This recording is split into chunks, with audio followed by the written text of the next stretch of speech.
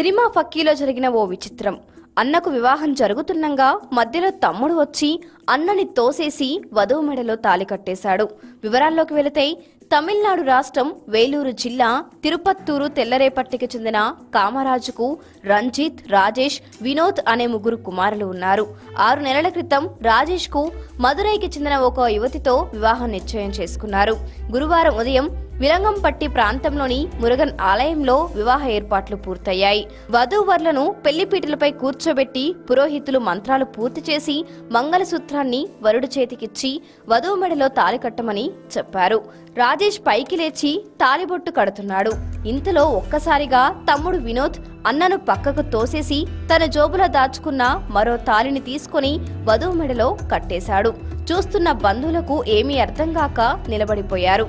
వెంటనే తేరుకుని వినోద్ని చితకబాదారు. ఆరా తీయగా అన్న పెళ్లి నిశ్చయమైనప్పుడే వినోద్ ఈ అమ్మాయిని చూసి మనసు పడ్డాడట. ఆ అమ్మాయి కూడా వినోద్ ప్రేమలో పడింది. అప్పట్నుంచి వారిద్దరూ ప్రేమించుకుంటున్నారు.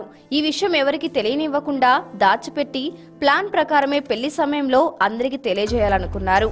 చేసేదేం లేక బంధువులు వధూవరులను ఆశీర్వదించారు.